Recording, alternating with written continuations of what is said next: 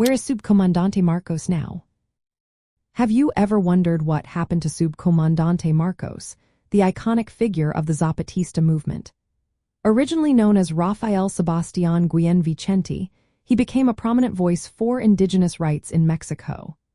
The Zapatista Army of National Liberation, or EZLN, emerged in Chiapas in 1994, advocating for social justice and equality. Marcos used his platform to blend political critique with poetry and storytelling, capturing the attention of many. In 2014, a significant change occurred. Marcos announced that the persona of Subcomandante Marcos was no longer in existence.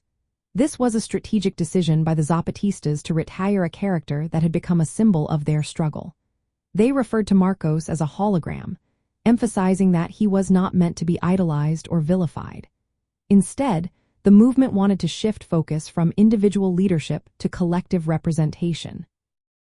Following this announcement, the EZLN began to present a united front, with various spokespersons stepping up to continue the fight for indigenous autonomy.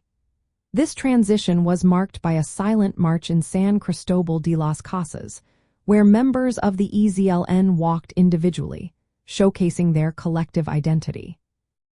Since stepping away from the public, Marcos has lived a quieter life.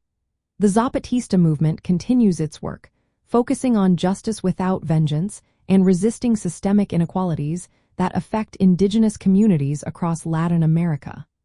Marcos's retreat from the spotlight reflects a broader cultural shift within the Zapatista movement, emphasizing community over individual leadership.